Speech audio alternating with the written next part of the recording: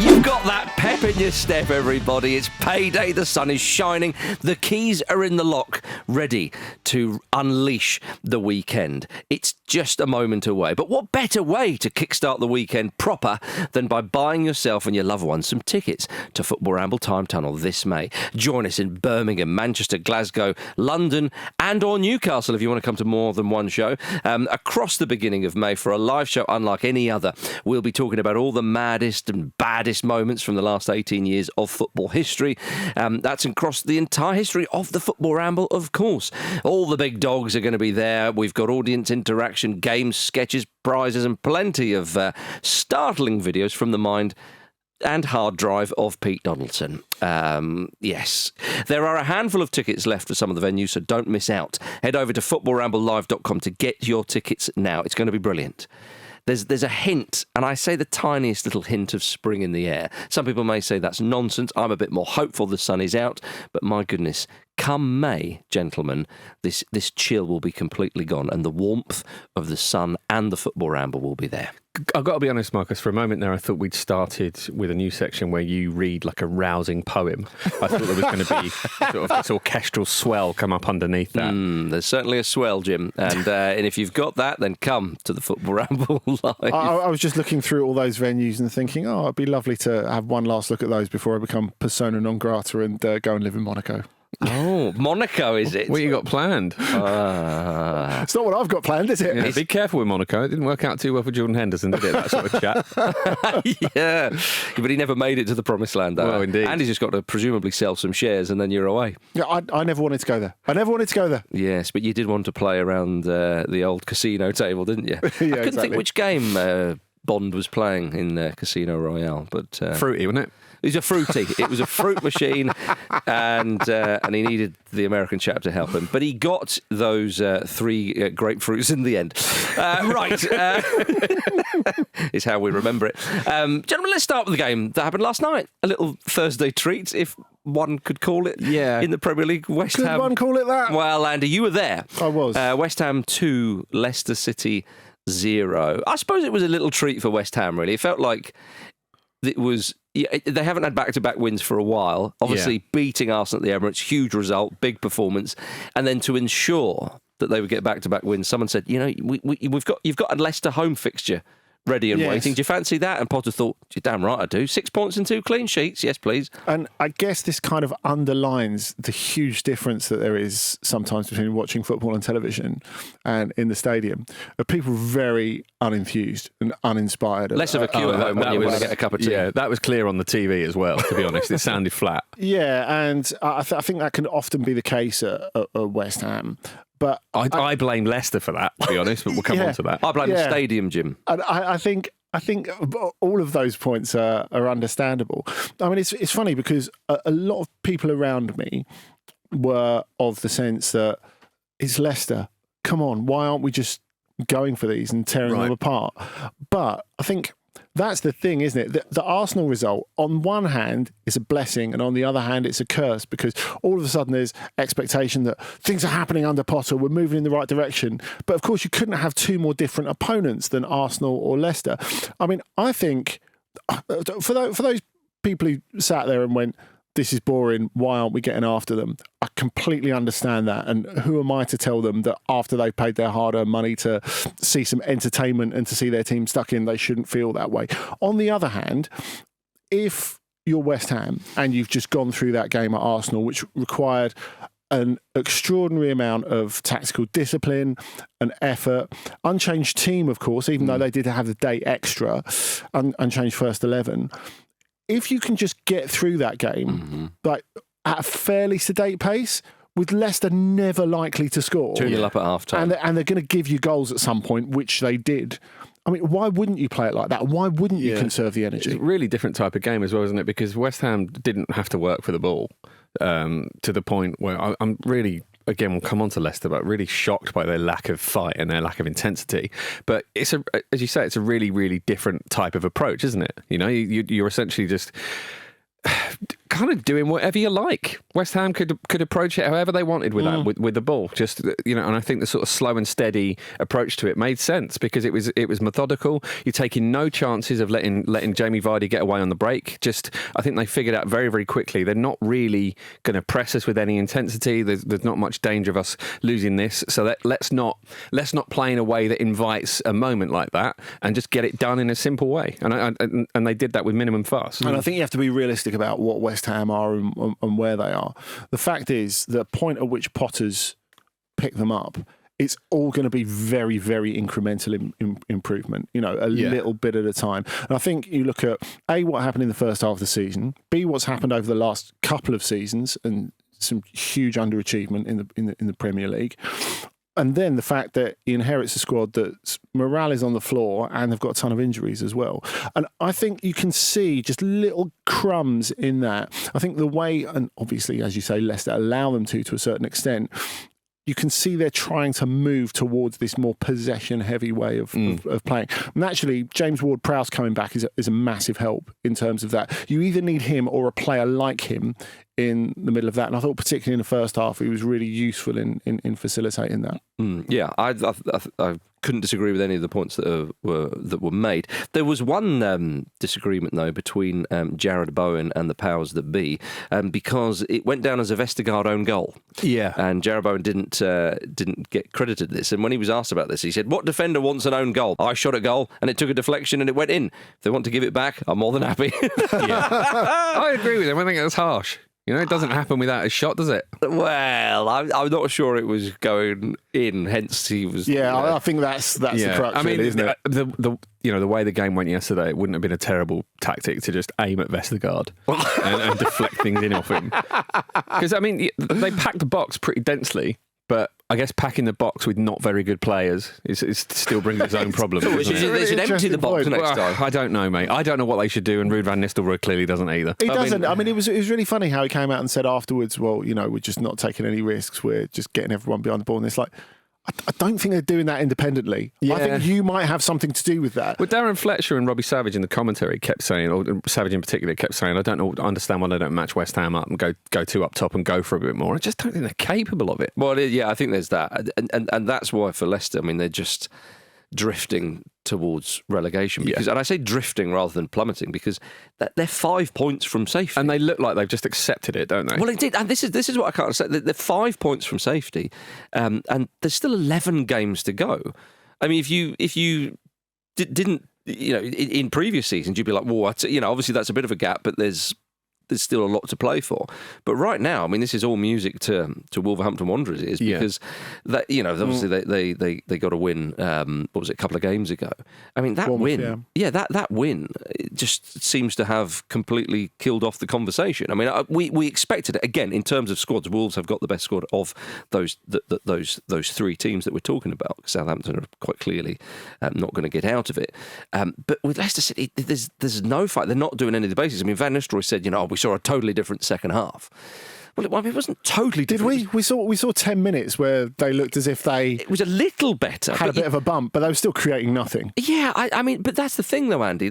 If they've not got the quality to beat a Premier League side, and West Ham are a much better side than Leicester. Yeah. West Ham not a great moment, but they've got better players, yeah. Indeed, yeah. So again, how many times have we said this season about various teams? You can lose a game of football, but the manner of it, and Leicester right now do not like they're ever going to win a game. I guess the problem is, though, what is your play if you're the owner or on the board of Leicester? Because you've had two very different coaches who have basically, I think you're ending up at the conclusion that, as Jim says, the players just aren't good enough. The squad's just not good enough. And that's how it feels. But I know what you mean, because there was that bit in the second half, wasn't there, where Alphonse Areola stopping the ball has got ages on it, because he's got ages on it every time he receives it. He kind of takes his eye off it and leaves it behind him. Because really, there's nothing happening. He's half asleep because there's just no danger. Yeah, and again, compare it to, say, Ipswich, who were the side down there, which again we knew they had a limited squad due to the promotions and the quick succession Well, promotions. they've been active, haven't they? They've tried to do something. Yes, exactly. And they've got a better coach than any of the teams down there. Yeah, indeed. But look at the game against Spurs. I mean, they lose the game 4-1. So obviously, a bad day at the office. But the opening minutes of the game, they're right at them. They probably should have gone a goal ahead. It was a little bit more exciting. Now, I totally accept they lost 4-1. So I'm not saying, there you go, that's the blueprint. But those Ipswich fans, I would suggest, are the happiest, that's not the right word, the least annoyed of those teams. I think you have to be realistic and say they're a League One team just under 2 years ago. The context is different, though, isn't it? It is much different. It is different. Yeah, okay, fine. But the Leicester fans, like, you go from, with Maresca and then now you're up. But it's the complete and utter... The lack of anything to chear, basically. Well, exactly. Yeah. The lack of, you're not even being able to go, that was a good meaty tackle. Do you know what I mean? Like, there was a bit of something. It's as I say, it's just drifting. Yeah, they look sort of harassed constantly, don't they? And Van Nistelrooy, before the game, said we can go against all odds. It's possible. It's been done before at this club. A lot's been made of that. So that's clear messaging to his players, isn't it? It's a deliberate attempt to G them up, and it just hasn't got through. Clearly, I mean, lost 12 of the 16 games they've had under. Yeah, it's worse record than Cooper at this point. Yeah, well, of course. Yeah, I mean, I think if Cooper, I mean, there's no point in saying if Cooper was still there, he's gone, and it wasn't a happy marriage, was it? But I think it'd be very frustrating for Leicester fans because, again, 5 points. Yes, Wolves are better, but there's a fighting chance. But that involves the word fighting, and I just don't think we're seeing too much of that. And we've seen protests from Leicester fans recently at the lack of communication from their board. One of the quotes I saw from somebody was that they said they don't know what they're being asked to get behind. There's so little clarity of what the plan is and what the direction is from the club. And obviously, fans aren't entitled to, to like a bug in the boardroom. You can't necessarily hear everything that's happened, but apparently they're getting no communication at all. John Rudkin, the director of football, also has quite a major role within King Power as an organisation, and apparently there isn't someone with that level of seniority that's working exclusively just for Leicester, which is mad. Right. I mean, it must be an incredibly frustrating time to be a Leicester fan. I mean, it's kind of felt like this has been coming for Leicester fans for a long time. They've been saying for a while our club is in real trouble, and it's almost as if they got promoted like by accident last season. I mean, as you say, Maresca in charge, who for the large part of last season did a terrific job. But to me, the fact that Leicester came back up, what does that say about the current quality of the Championship? I know we're having a lot of discussions at the moment about the gap between that and how we're looking at the cumulative points total, between the aggregate points total, between the three promoted clubs, and how, it might be even worse than the three that came up last season. I think it's a huge problem. And I think with Leicester as well, of the three teams in that relegation zone, as you say, the context is different. With Ipswich, it was almost like, I can't believe we're up in the Premier League. Yeah. Southampton have been up and down in recent years in the Championship, Premier League and so on, even though they'll be desperately disappointed with what's going on. Whereas Leicester, I think, in the same way with Villa and Forest, and obviously with Leeds, but it didn't happen with Leeds, it's right, we're back in the league now. Let's re-establish ourselves as a Premier League side. Let's kick on now. Let's, maybe finish lower mid-table, that kind of thing, realistically. And let's, because, they remember the better times, or the outrageously good times, obviously. Yeah. And it really doesn't look like that is going to get anywhere near that. I guess my question is that realistic, though? Is that a realistic hope to come up from the Championship and say, like, we hope we finish mid-table now? I mean, look, we'll see how Leeds... It was with Fulham, it was with Brentford. Yeah, but we're talking about a couple of years ago. I'm talking about now. So, like, this season and last season, we're talking about actually now. Now, I think it'll be really interesting to see how the promoted sides go next season. Leeds, I think, will be the interesting one to see. But, like, if Burnley come up, and despite that formidable defensive record, I mean, if you listen to Second Tier elsewhere on Stag, they've talked at length about how, the XG just doesn't back up what's actually happening. It's remarkable the extent to which they're overperforming the XG at both ends of the pitch. If Burnley come up, I'd be amazed if they stayed up. Well, Andy, it would be nice to see Scott Parker back in the Premier League, though. Something we could all. Oh, and that jacket. Oh, yes. Hey, something we could all get behind. All right, coming up after this, can Fulham finally claim their Manchester United voucher? Well, well-known discussion point in football that Harry Maguire has a big head and he's able to spread the load. Welcome back to the Football Ramble, everybody. Now then, before we get to Manchester United versus Fulham, there's the small matter of Manchester City versus Plymouth Argyle tomorrow, early evening, you could say. Around 8,000 Plymouth fans are expected to travel to the Etihad. Of course, Plymouth are 22nd in the Championship. They beat Liverpool famously in the fourth round, Jim. Are they going to get another big old scalp against Manchester City? I mean, I really hope so. It'd be brilliant for the competition this year, wouldn't it? Not so much City fans. And for maybe Plymouth will try and shoot from the halfway line at every opportunity, because it nearly worked for Leyton Orient. You've got to do something a little bit different in a game like this. If you can't even claim the goal at the end of it, what's the point, Jim? I think they'd take it. I think they would take it. Yeah, it's hard to see. It's hard to see an upset here, isn't it? It would be lovely if it happened, but you would think this is just going to be a bit of a City procession. That's the thing. It's one of those things. Like when you look at the fixture on paper, you think, okay, this has become as predictable as Manchester United 10 years ago getting a really easy Champions League group. Manchester City getting an easy draw at Saturday tea time at home. The home advantage Cup is everything here, isn't it? Yeah, but I guess we have to sort of say, A, what Plymouth did in the last round was extraordinary, and B, City this season. It gives you two little glimmers, doesn't it? It does, yeah. All we need is a glimmer for a bit of magic in the FA Cup. It's a start, isn't it? It is a start. I think that... I can totally see unconvincing Man City win here. Yeah. And everyone going, it was nearly there. I mean, it's so funny with Plymouth because like that win against Liverpool, I understand Liverpool rested a lot of players, but... Oh, they were brilliant, though. They were. And it's an amazing achievement. But they're still in the relegation zone in the Championship. You would think that with that performance and with something, and with a new manager... Saving it all for the big boys. Yeah, is that it? Are they a bunch of big-time Charlies? they're not bottom anymore. They're not bottom anymore. No, they're not. They're not bottom anymore, Andy. But, as I say, 22nd. So, I mean, again, there's a chance they could start, but it's still been a disappointing season for Plymouth in the Championship, no doubt. But in the FA Cup... Just what you want them to get something. You want them to have something to cheer, surely. Yeah. Imagine they go 1-0 up. Well, indeed. Apparently, hundreds of Plymouth fans bought a Man City matchday membership for £35, then tried to buy a ticket in the home end, which is naughty behaviour. And we don't condone it, do we? Arsenal, yeah, that was there. But Man City have written to supporters with a registered address in Plymouth or in the Plymouth area who have not previously purchased a ticket, and they're saying that they were going to be refunded and ultimately refused entry.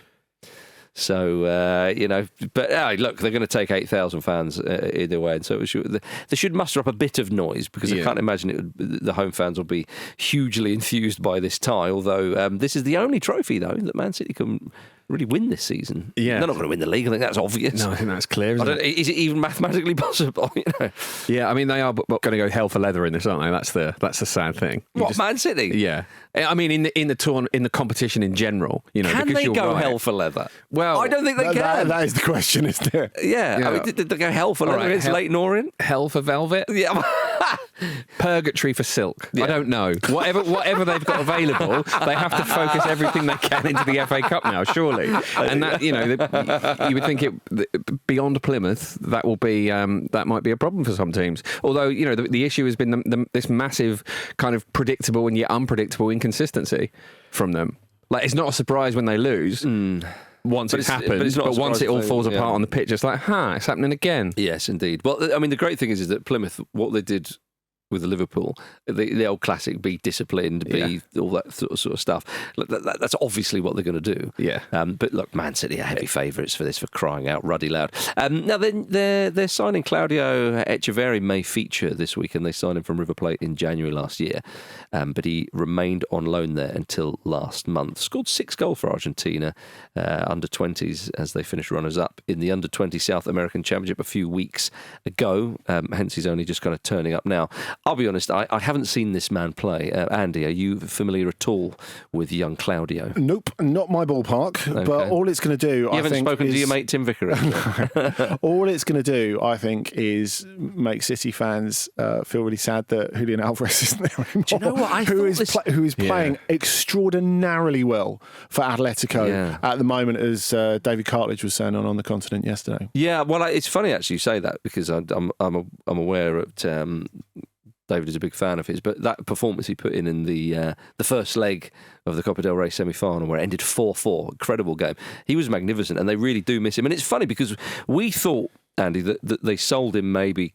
Well, obviously, it's for financial reasons, and he may well have wanted to go because he'd achieved everything at Man City. But we thought he'd played an awful lot of football. Yeah. And he started this season looking like that. Yes. As well. But weirdly, a little bit like Harry Kane when he's got an injury and all of science tells you, don't play through it, have a rest. You go, well, I'm going to play through it. And Alvarez has done exactly the same thing. Now, funnily enough, we've seen him, and you talked about his performance in the Copa del Rey semi-final first leg against Barcelona on Tuesday. What he was underlining there is not just that he's a scorer of goals, but a creator of goals and driver of the team. Now, in a season where City looks so short of it, athletically, he would have been amazing for them. If they could have knocked out, I don't know, maybe another midfielder to the Saudi Pro League and kept him, how different do you think their season would look? Slightly. I think it would be slightly different. I think they'd be pretty much assured a top four already.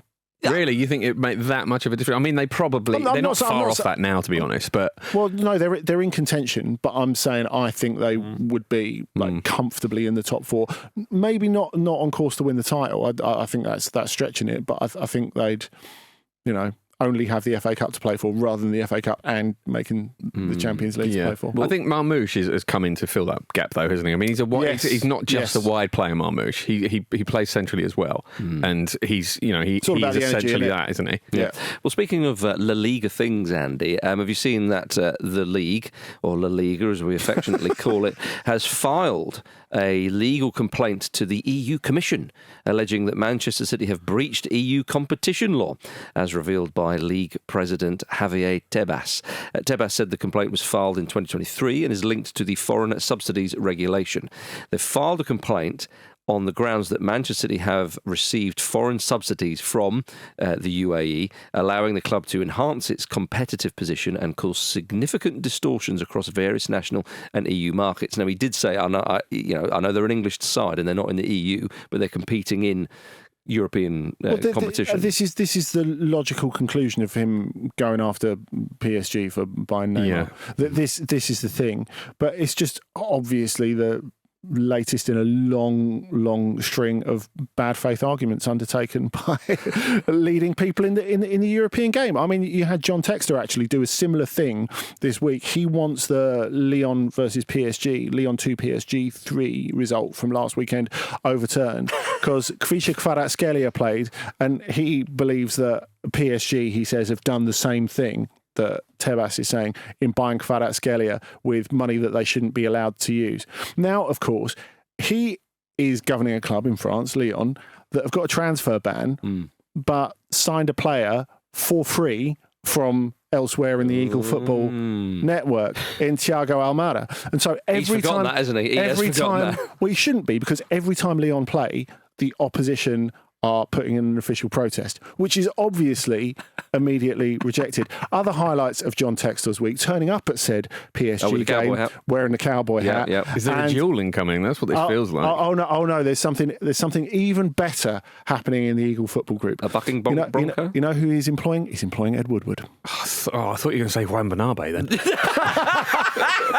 I think you might save that for Easter. I believe Easter is when everything rises. That would be fitting, wouldn't it, Jim? Oh dear. Before we move on from all this nonsense, I just want to say that former Plymouth Argyle boss Wayne Rooney is rumoured to be considering Salford City as his next club. Please, of course he bloody is. Now, this is a source we rarely use on the Football Ramble, but according to an insider from Heat World, Colleen was initially pleased to have Wayne home following his departure from Plymouth Argyle. However, the novelty has worn off, and she is now keen for him to find a new job. I mean, it suits everybody, doesn't it? Well, apart from Carl Robinson, who's in charge of Salford. Sure. But, I mean, that's fine, isn't it? You're not going against the word of Heat World, are you, Andy? Oh, no, I'm definitely not. All right, makes a change for you. Sunday afternoon, Manchester United host Fulham. Come on. bloody come on. Fulham have beaten Manchester United just once in the last 15 years. Obviously, that was when Alex Iwobi scored the last-minute winner at Old Trafford last season. That is so surprising. I know it won't be surprising to you, but given that the last 15 years has been a lot of the worst that we've seen of them in our lifetimes, Yes. it's amazing that Fulham haven't managed to get that done. Well, I suppose they've been in the Championship for some of it, but still. I think you could, at this stage, you could call Manchester United a bogey team. For I think you could. You're right. I mean, it was just... When Manchester United won 1-0 at Craven Cottage, what was it, a few weeks ago, or last month, again, there was that feeling of, Manchester United always win here. Wasn't there a sense of cup shock about that? Maybe. Manchester United winning that. Oh, they've dug it out, the plucky underdogs. Yeah, but also as well, Marco Silva and co will remember going to Manchester United in, was it the quarter-final or was it this stage of the FA Cup, when they go 1-0 up and then they just implode and have all the sendings off, and Silva himself received a red card as well. And it was such a shame because Fulham were dominating Manchester United that day, and this was... Manchester United were poor, but they weren't as bad as they have been this season.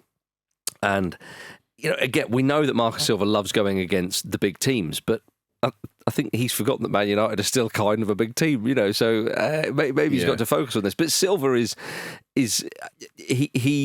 look, I've spoken glowingly about him, and I think he's an excellent coach, but he really does. He's very, very ambitious, and that's one of the things.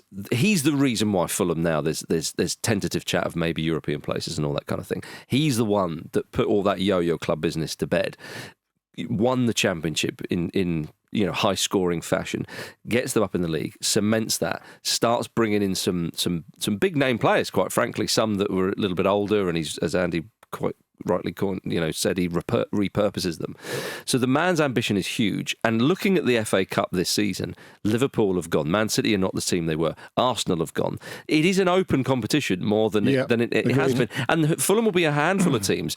As sorry everybody, I'm going to say it again, but Fulham have never won a major trophy in their history. Neither have Brighton as well. There's one or two others as well who are in that competition thinking, bloody hell, we fancy it. I mean, Villa haven't won a trophy for a while. And you know what? This there's is a really, real really chance. good. This is really, really good for the FA Cup. Definitely. Because I have to say, the idea that, it ends up being the same teams that end up in the semi-finals and winning it. It's the way that European Cup, National Cup competitions have gone in the last decade, which is a bit of a shame.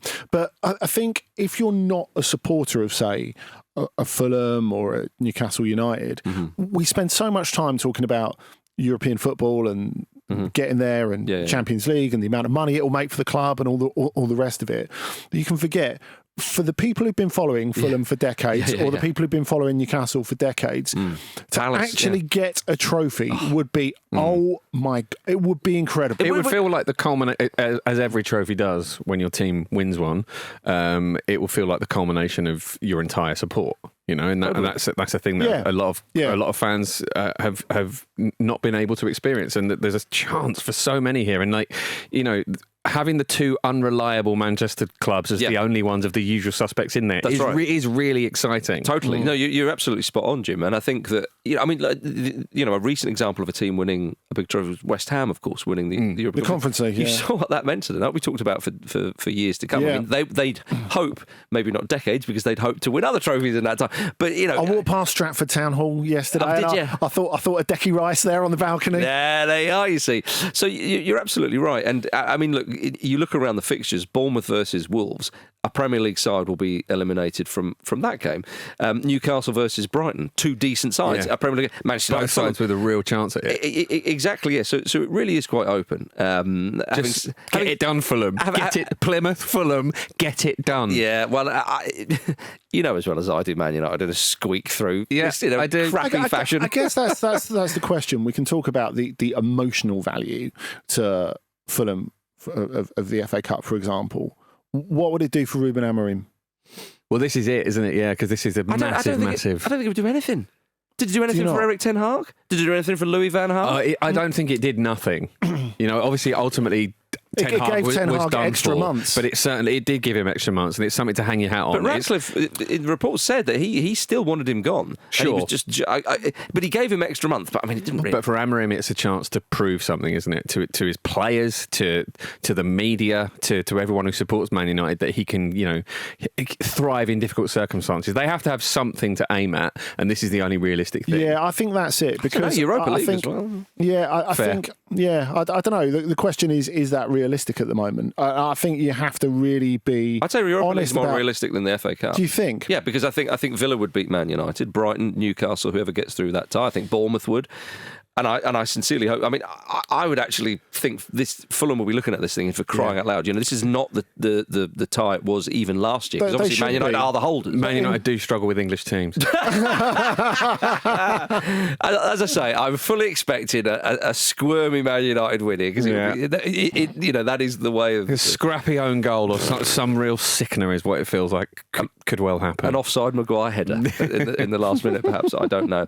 Ruben Amorim said he will speak to Alejandro Garnacho after he stomped down the tunnel and then posted a picture of himself looking rather downbeat on his Instagram stories after being subbed against Ipswich on Wednesday. Ooh, you're in trouble. Yeah. Is he going to be in trouble? I imagine the words will be like, essentially, you all right? Are you serious? Can you see how much else I've got to do? Yeah. Can you please? Yeah, you're meant to be the bright spark here. Yeah. Blimey O'Reilly. Well, good news, though, for Manchester United and their fans. They're set to play 2 post-season matches in Malaysia and Hong Kong immediately after the season ends. Don't stop the party. No rest. Travel by Ryanair and stay in hostels, no doubt, as well. Ryanair opening a new route just days before that. Bloody Nora. No rest for the wicked. Now, we've been talking a little bit about Antony, who's still on the books at Manchester United, but he's obviously on loan at Real Betis at the moment. It seems to be having a good time in Spain. Already got a couple of man of the match accolades and so on. Well, he was sent off for a lunge against Getafe last week, and I thought, oh no, is he? Ah, dear, this is not good news. But it was overturned, everybody. So still, Antony's having a good time in Spain, and it's overturned in time for their game against Real Madrid tomorrow. So Antony will be playing against the big boys. How have they taken that news? Well, Real Madrid are acting like a populist government at the moment. They really are. But Real Madrid, according to a source, are furious about it. I wonder if this source is Florentino Perez. I'll let you be the judge. I think it's a man in the dark on television. Yeah, exactly. Could be anyone, though. With a parrot whistling the Real Madrid theme tune in the background, maybe. So the source said this. In their eagerness to go hunting against Madrid, they are even skipping the legal arguments. Now, this is because Antony's red card has been overturned, by the way, so he can play against them. I mean, you're dining out of this forever if you're him, aren't you? Andy, they're running scared of him. They are running scared of him. The source went on to say, with regards to the powers that be, they don't hold back. They have done it with the desire to hurt us. They have declared war on us and used all imaginable means. And Antony. Yeah. Even if they expose the very referees that they claim to defend so much, they attack this bit. This is amazing. They attack us by land, sea, and air. That's an all-time great Real Madrid sulk, that is. This is. I mean, it goes on, Jim. Even so, we will fight to the end with pride. We will not bow our heads in the face of such foolishness. Pride isn't what springs to mind here. This is a despot leader. It's unbelievable. I love the idea that it's unfair that Betis can field their players. Is that so out of order? As we stress, though, it's just a source. Just a source. I think we could name this source. I think I already have. No, we don't know. It is just a source, I should say, for legal reasons, because they are that. And Jude petty. Bellingham's thought, I've got through the whole statement without swearing. They attack us by land, sea, Do you know what, and air. Jim? I have to stress it's a source because they're that petty at the moment. They'd probably come after us. They might, yeah.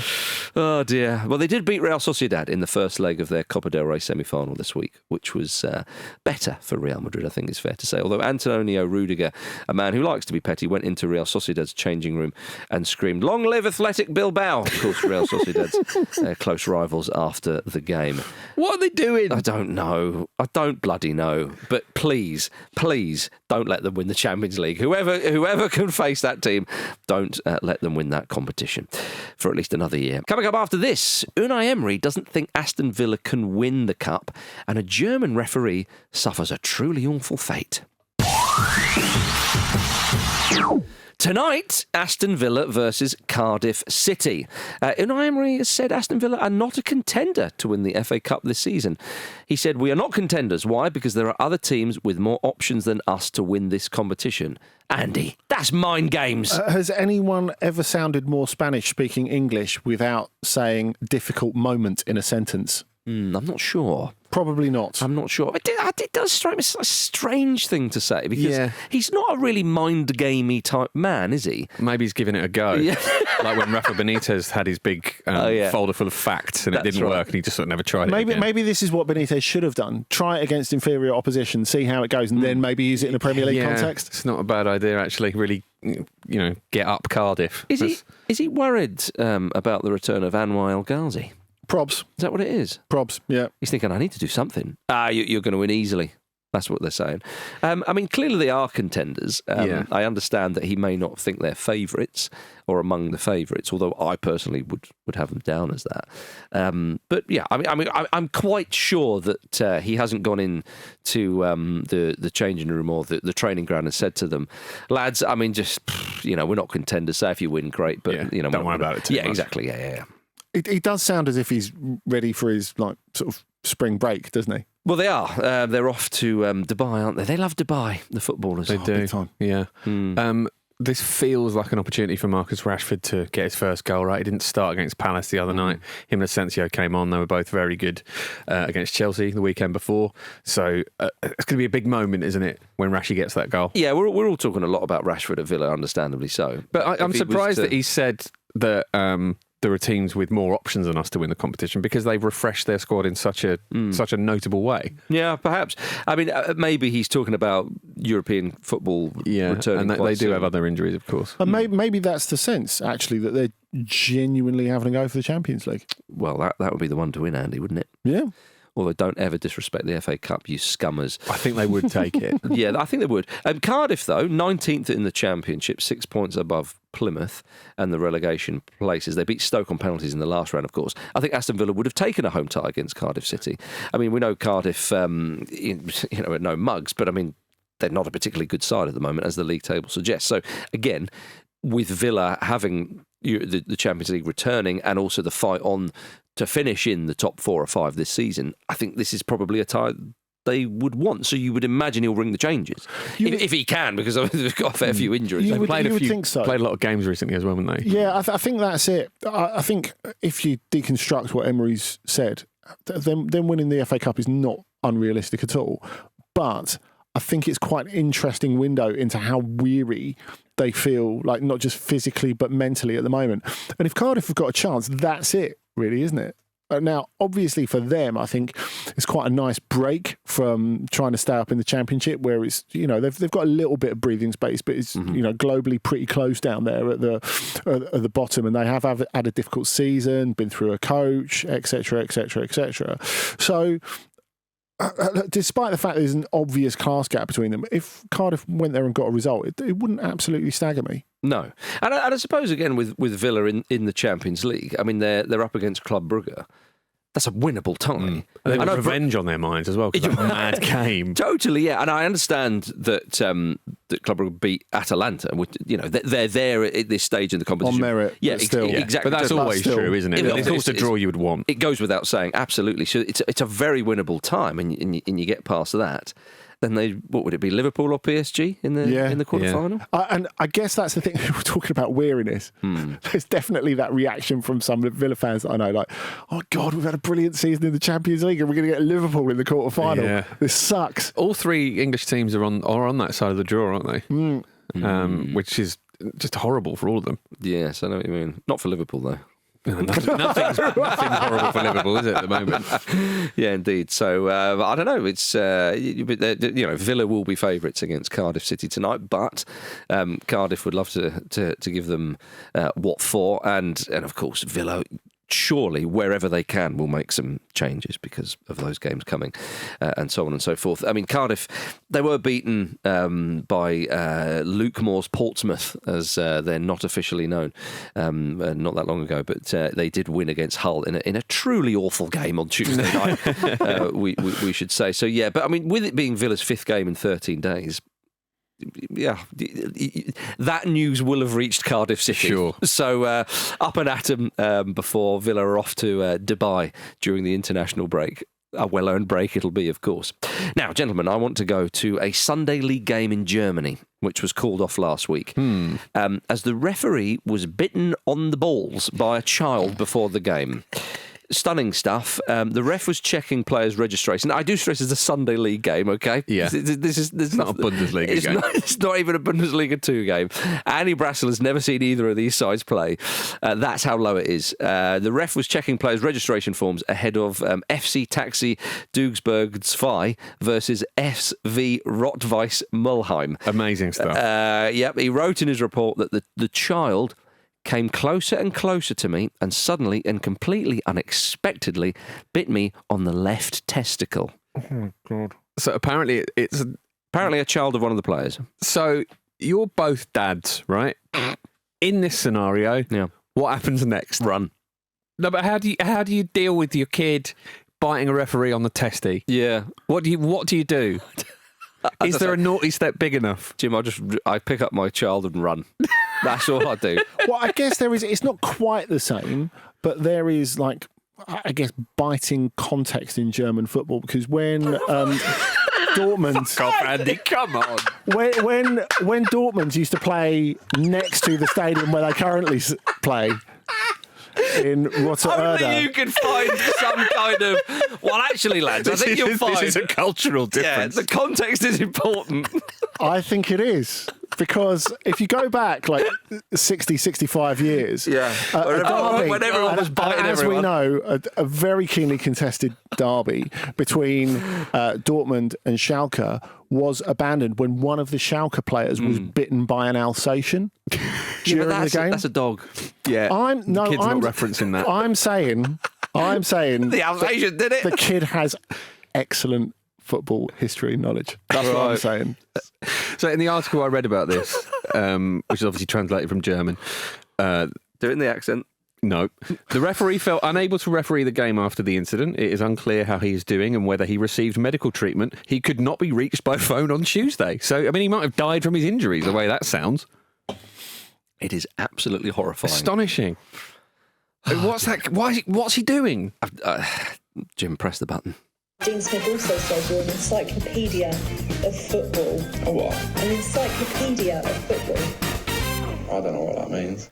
Yes, we're back with Jack's Encyclopedia. Now, last week, you probably all remember, Vish retained his belts again, beating Luke and stupid Jim. Fuck off, Jim. It is a simple game of categories, if you've not heard it before. If Marcus or Andy go too slow, I'll play a quite horrible little sound of Gary Neville reaching orgasm, and that will leave them 7 seconds to get their answer in. So, This is a chance for a confidence-boosting friendly, although it could be like one of those ones where you think, right, we'll play against that lower opposition, and you get like a 1-0 last minute win. You got to go, that's All backfired. I'm saying is, don't be Kevin Keegan and resign in the toilets afterwards.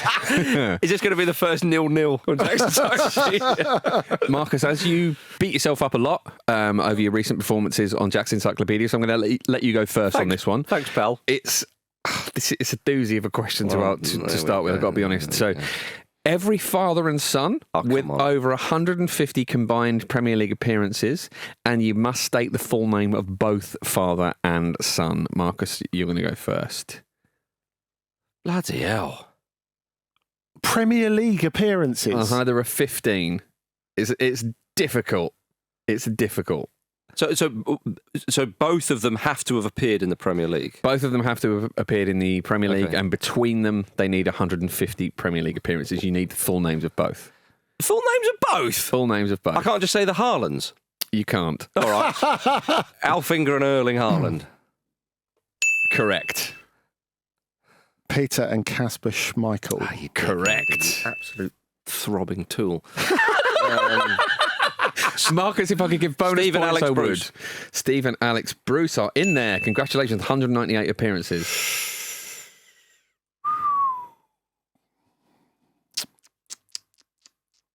I'm going to give you a bit extra on this one. I would be going towards. I'd be fluffing Gary at this point otherwise, but this is a hard one.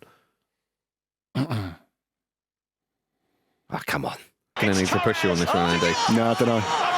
Come on, give us a guess. The headline has been written. So that's a point to you, Marcus. Could have had the Delaps. You could have had the Delaps. Oh, yeah. So you could have, The tough one, though. yeah, Ian Wright and Sean Wright-Phillips. Yeah.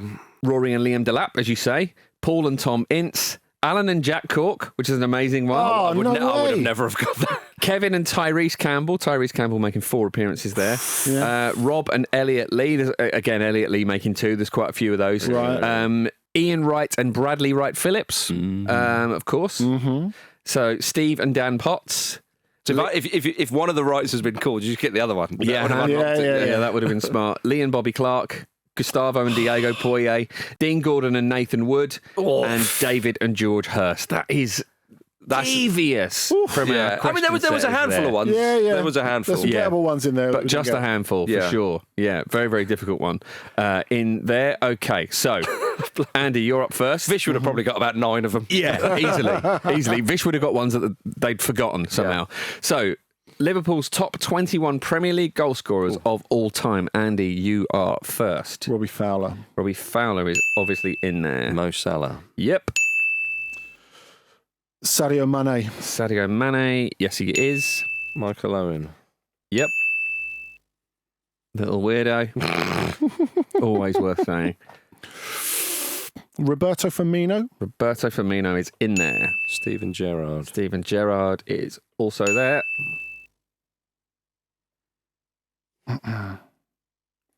That sounded a lot like the...